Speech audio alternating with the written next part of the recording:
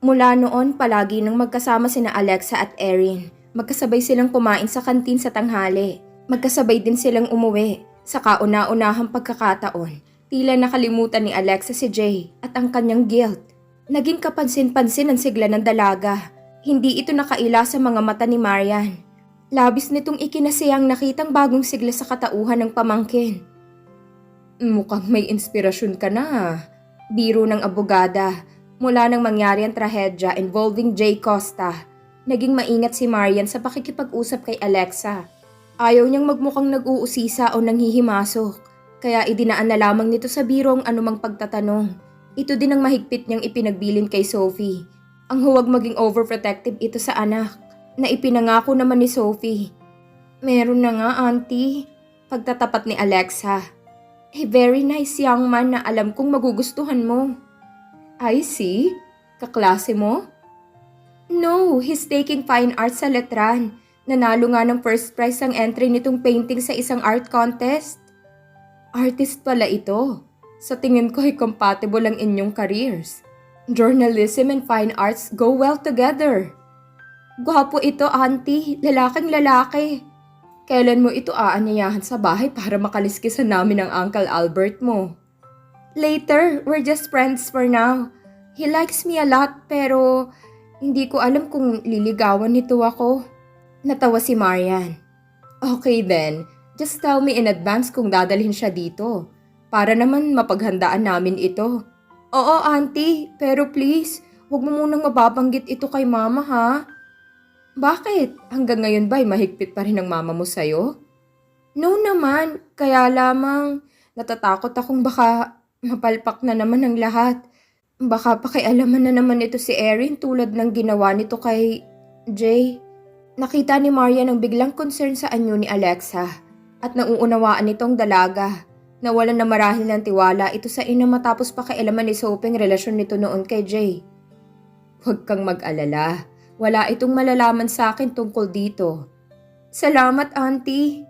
Hinagka ni Alexa si Marian na labis na ikinatuwa ng abogada. Mahal na mahal nito ang pamangkin. Nang dumating ang summer vacation, muling inuntag ni Erin kay Alexa ang pag-anyaya nitong magbakasyon sila sa Isla del Cielo, ang kinagigiliwang dalaga. Come with me, Alexa, he said, reaching for her hand. His fingers clasped hers. Uuwi muna ako sa asyenda, ani ni Alexa. Marahil ay kailangan akong magpaalam sa parents ko. Hihintayin ko ang pagbabalik mo. Sabay tayong pupunta sa isla. Pagdating niya ng asyenda, pilit na kinalimutan ni Alexa ang pangako niya kay Erin. Ayaw niyang ma-involve dito kahit na alam niyang nagkaroon agad ng pitak sa kanyang puso ang lalaki. Alam niyang iniaalok ni Erin. Sinasabi sa kanyang pride at common sense na hindi sapat ang mga ito. Alam niyang hindi ang katulad ni Erin ang pinapangarap ng parents niya para maging kabiyak ng kanyang puso. They were expecting a lot more, lalo na ang kanyang mama. Pero alam din ni Alexa mula nang makilala niya ang binata. Walang maaaring maibigay ang buhay sa kanya without him. She wanted to know him better. She wanted to understand what drove him. She wanted to be with him during the summer and sleep in his arms perhaps. May summer workshop kami sa Covelandia, sabi ng dalaga sa mama niya. Kailangan mag-attend ako dito, requirement sa kursong kinukuha ko. Gaano ka katagal doon? Mga 1 buwan, marahil. Alam na ni Auntie Marian ang tungkol dito. Anong sabi nito? Tanong ni Sophie. Okay lang daw. Sa katunayan siya nga ang nagmungkahing kailangan kong magbakasyon somewhere para makalimutan ko ng lubusan si Jay. So, magandang pagkakataon ito. Nang marinig ni Sophie na alam na ng kapatid nito tungkol sa pag-alis ni Alexa, napanatag ang kalooban nito. Matagal na niyang napatunayang tila tamang lahat ng mga desisyon ni Marian, lalo na pagdating kay Alexa. Ang pag-iimpake para magbakasyon sa isang isolated island in the middle of the sea puzzled Alexa. Naitanong niya sa sarili kung sapat na ang jeans, t-shirt at casual wears para sa mga isda at hermit crabs doon. Pero nagdala siya ng maraming casual wear at bathing suits, sandals and sneakers, and of course ang kanyang camera at portable typewriter. Baka makapagsulat siya ng isang buong nobela sa pamamalagi niya doon. Nasaan nga palang Isla del Cielo? Tanong ni Alexa kay Erin nang magkita sila. Natawa siya sa sarili dahil nakalimutan niyang itanong ito noon pa. Sa Palawan. Isa ito sa mga island resorts dotting Biscuit Bay, malapit sa El Nido. Sumakay sila sa eroplano hanggang Puerto Princesa, and from there, sumakay sila sa isang pribadong lancha na nagdadala ng mga bakasyonista sa iba't ibang mga island resorts na naroon. Ang Isla del Cielo ay exactly like that depicted in Erin's painting. It's an island in the sun in the middle of the blue sea. Napapaligiran ito ng mayayabong na mga puno na kapag nasa dagat ka, halos hindi mo makita ang isla. We're home. Ni Erin ang dumaong ng lancha. Magkahawak kamay silang naglakad patungo sa bahay ng lalaki. Hangang-hanga ang dalaga sa hardin na nakapaligid sa bahay. May pool ito kung saan in full bloom ang mga tiger lilies at lotus blossoms. Maraming isda sa dagat, lahat na kaya mong bingwitin. Pagmamalaki ni Erin. Mamayang hapon kung hindi ka papagod sa biyahe, sasakay tayo sa sailboat at ipapasyal kita sa paligid ng isla at sa mga karatig na isla dito. Bukas na lamang, Erin. Magpapahinga muna ako. Tama ka, nakakapagod pala magbiyahe ng matagal.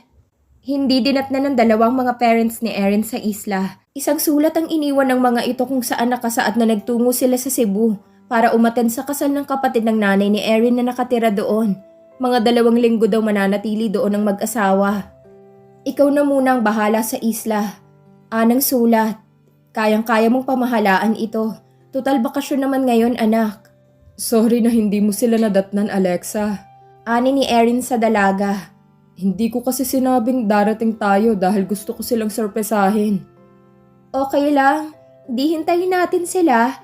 In the meantime, ako na munang mag-aasikaso sa'yo dito. Ngumiti si Alexa. Makahulugan, nanunukso. Lumamlam ang mga mata ni Erin. Sariling-sarili natin ang bahay kung gayon. Mangilan-ngilan lamang ang mga bisita ngayon. Hindi ako gaanong magiging busy. Nasisiyahang wika ng lalaki. May iuukol ko sa'yo lahat ang aking panahon. Hindi mo naman ako dapat pang-alagaan, biro ni Alexa. Ikaw pa itong matutulungan ko sa inyong mga trabaho dito. Bisita kita, you don't have to do anything. Basta, gusto kitang tulungan. Period. Hilabos na sugpo ang ulam nila ng gabing yon na binili ni Erin sa nagdaang bangka ng isang mangingisda. Isinawsaw nila ito sa sukang may sili, luya at bawang. Napakaraming nakain ni Alexa. Mayaman sa pagkain ng mga tao dito, aniya kay Erin. Imagine, ang mura ng pagkakabili mo sa sugpong kinain natin. So, palaging nakakapag-ulam ng ganitong mga mangingisda dito. Samantalang sa Maynila ay halos 400 pisong 1 kilo nito. Pero bukod sa sawa na marahil ang mga ito, bihirang kainin ng mga itong kanilang huli. Dahil kailangan nilang pera, ibinebenta ng mga itong kanilang huli. I see. Sa susunod ay lobster naman ang kainin natin. Sinabi ko dun sa suki namin na magdala siya dito ng 2 kapag may huli siyang lobster. Nako, baka naman masyado akong tumaba dito ha. Maganda ka pa rin kahit tumaba ka. Ang unang 3 araw nila sa isla ay ginugol ng 2 sa pamamasyal sa buong isla. They walked barefoot along the white sand sa umaga, hapon at gabi.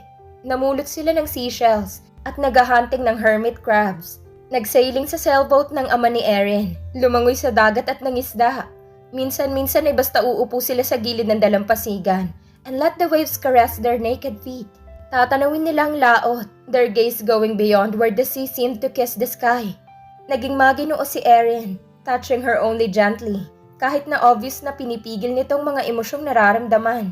Iningatan nitong dalaga na tulad ng isang mamahaling hiyas, na tila mawawala ito kapag sinaling nito ito. Nagdilim ang langit nang sumapit sila sa daungan pagkatapos nilang pumalaot sa sailboat. Ikinadenang mabuti ni Erin ang sailboat sa pinagdaungan nito dito. May darating na bagyo, anito kay Alexa.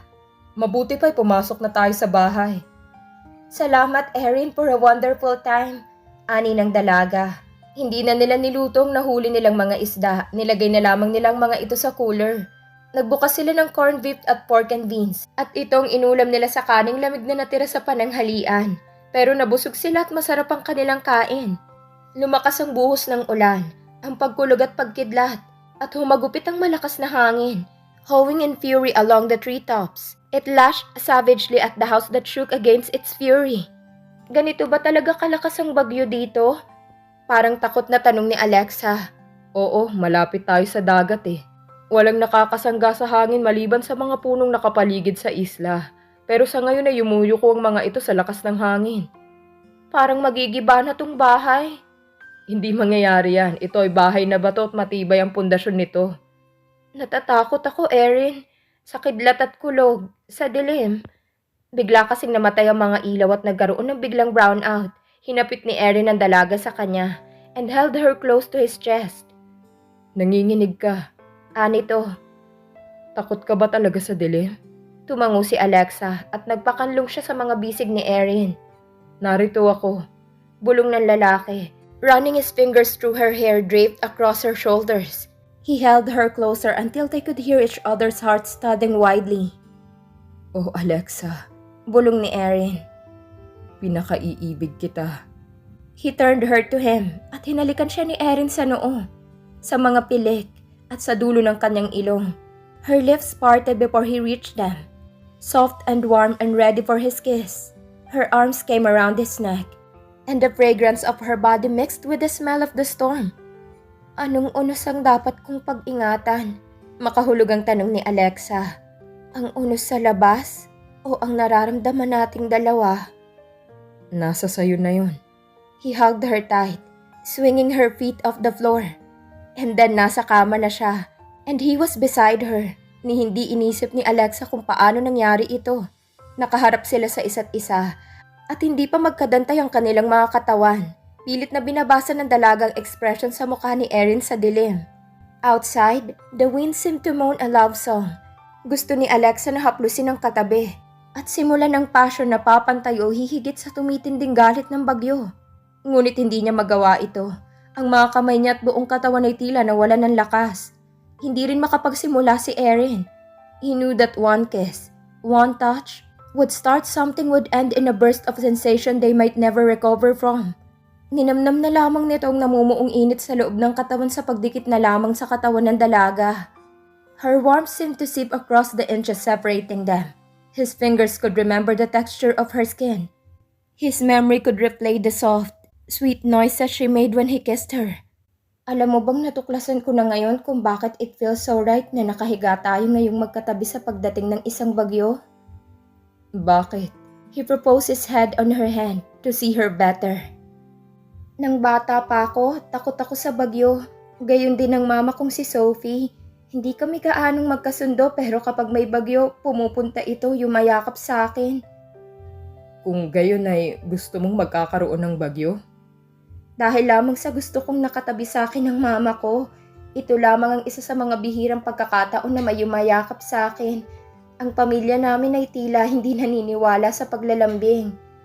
Nakaramdam ng habag si Erin sa munting batang babaeng iyon, na pinalaki ng emotionless robot sa isang hungkag at malaking asyenda. Alexa, He pulled her closer at idinantay ng dalaga ang ulo niya sa balikat ni Erin. Ngayon, adult na ako. Naroon pa rin ang damdaming tulad ng sa normal na tao. Same needs, same fears. Huminga ng malalim si Alexa. Same desires. His hands left her hair, smoothing its way to her neck, then to her back. Sa bewang ng dalaga, huminto ito completely against his to pull her body. alam mo ba ang kaya mong gawin sa isang lalaki, Alexa? He asked in a half whisper. Titingnan ka nila at ang tanging papasok sa kanilang isipan ay ang haplusin ka and then make love to you. Pero ang kailangan ko ay yung talagang tapat ang puso. Naiintindihan mo bang pagkakaiba, Erin? He could feel her breath against his neck at nanginig si Erin. Pag-ibig bang ibig mong sabihin, Alexa? Ewan ko. Iyon na nga ang ibig mong sabihin. Kailangan ko ng lalaking gusto ko dahil ako'y ako. Hindi dahil sa maganda ko. Hindi dahil sa mayaman ako. Alam mo naman marahil ang ibig kong sabihin, Erin.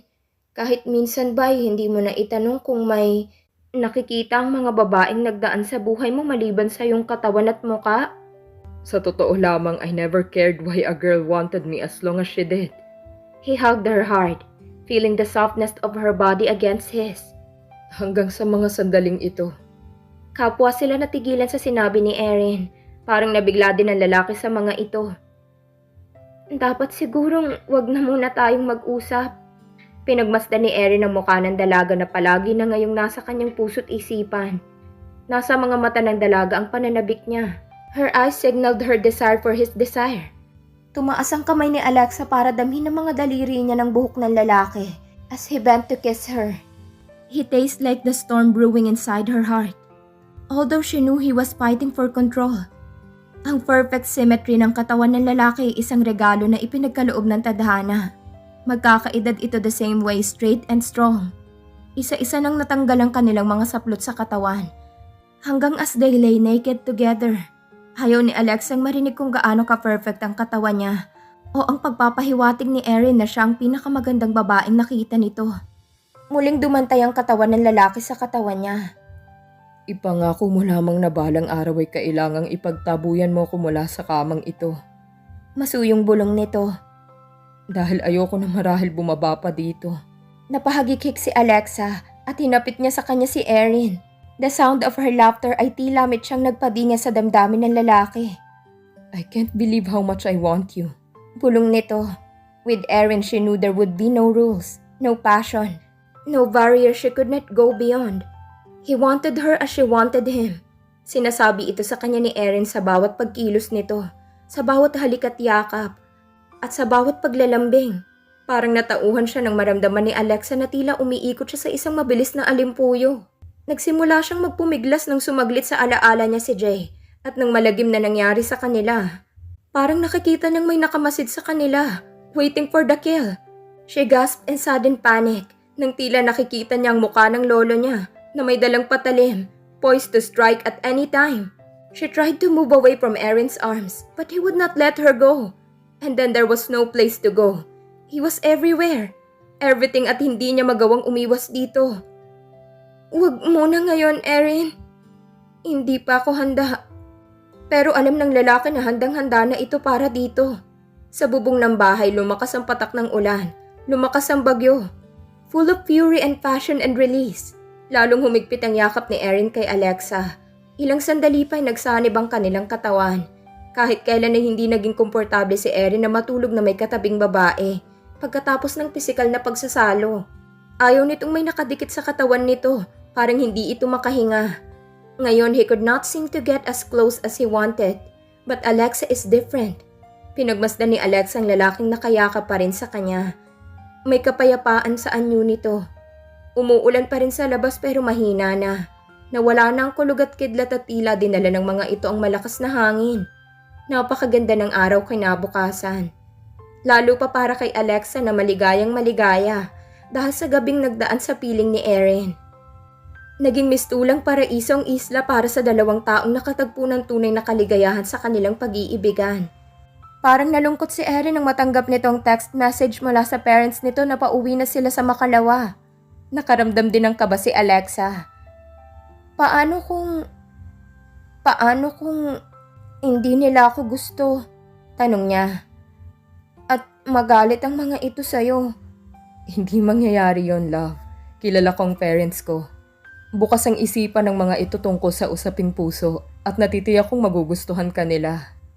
Hindi malaman ni Alexa pero may lihim na takot na namayani sa kanyang puso. Hinintay niya, with fingers crossed, ang pagdating ng mga parents ni Erin.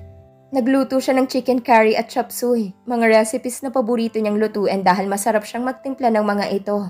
Lihim niyang ipinagdasal na sana'y magustuhan ng mga magulang ni Erin ng mga ito. Sinalubong nilang mag-asawa sa daungan. Doon pa lamang ay pinakilala na ni Erin ang dalaga sa mga magulang. Siya po si Alexa, kaibigan ko at siyang nakabili ng painting ko. Pumayag na itong bawiin ko ito. Paliwanag ni Erin. Kumusta ka, iha? Nakangiting bati ni Leonor at inilahad nito ang kamay sa panauhin. Ngunit ibang naging reaksyon ni Diego Villana. Pinagmasdan nito ng matagal ang mukha ng dalaga dahil may naramdaman itong kaba nang makita nitong panauhin ni Erin. Kumusta po kayo? Si Alexa ang unang naglahad ng kamay.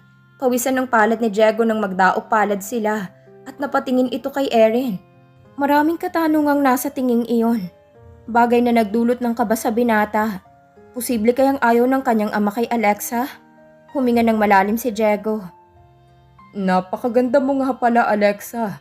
Tulad ng sinasabi palagi ni Erin sa amin. Anito, Finally. Salamat ho, kiming tugon ng dalaga. Naging maayos ba naman ang trato sa'yo ni Erin habang wala kami? Tanong naman ni Leonor. Opo, tinulungan ko siyang umistima sa mga guest dito sa resort nyo. Mabuti kung gayon. Ani ni Diego. Siya, halina kayo sa bahay at nang makakain. Medyo gutom na din kami ng nanay mo. Ipinagluto kayo ni Alexa ng chicken curry at chop suey. Mga specialty niyang mga recipes na ito.